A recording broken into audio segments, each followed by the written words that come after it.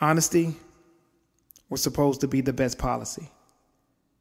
She said that she would rather hear the truth than to be led to believe another fallacy, preferred fact over fiction, and quite frankly would rather have nothing if she couldn't have all of me because she doesn't like to share. But what she failed to realize is that a man's broken soul is something he doesn't like to bear. Because when he starts feeling emotion, he becomes vulnerable, so he doesn't like to care. And he's bad at hiding his feelings, so a heart on his sleeve is something he doesn't like to wear.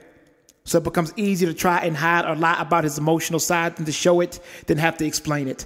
But most lies become less believable the longer you try and maintain it, and only give birth to more lies in time the longer you try and sustain it. Then your belief in trust and honesty honestly becomes tainted.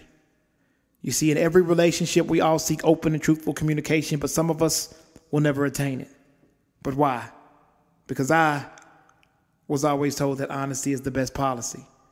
But if you can't be honest about why it is that you haven't been calling me, but can proclaim your disdain using social media for all to see, can you really wonder why it is that when it comes to love, my heart isn't falling free? I mean, you say you want to know the truth.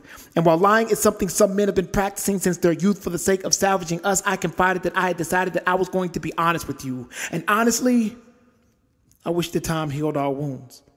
Because though I've waited, the pain seems endless. And falling in love again will only leave my heart with a bruise. Will this ever come to an end, since I am now realizing that old habits die hard with a vengeance? And once the truth is put out there, it is something that can never be rescinded. So the truth is, I have a problem with distance.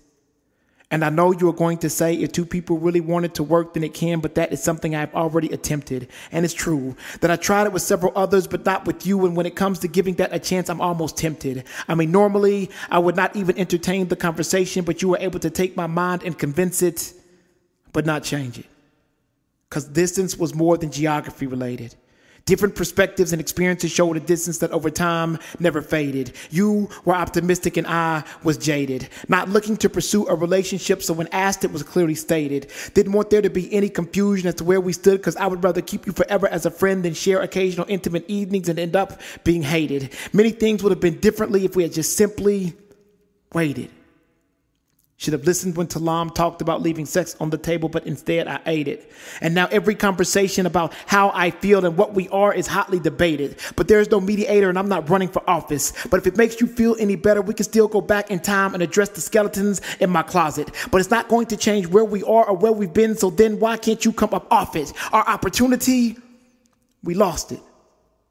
And I am trying to buy into the notion that this isn't the end, but then I realized that honesty didn't pay dividends. Because though I was willing to go 50-50, you wanted to ask an audience and phone your friends. But the value of our friendship was found within. Providing wealth so great, who wants to be a millionaire? And though the pain of losing you would be like suffering the loss of a million heirs, I remain militant in my conviction, unable to show compassion in the way a civilian cares. Because honestly, if honesty was the best policy, then maybe we'd have a real chance at love, because we ain't done. And though you may think dichotomy is a player trying to get into 20 women's pants vying for the love of him, he ain't one. Because when he approached Vincent, who was already in a defensive stand when the smoke cleared, VH1.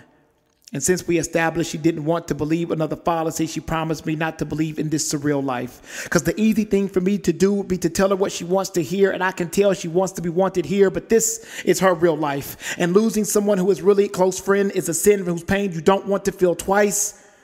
So let me be honest with you.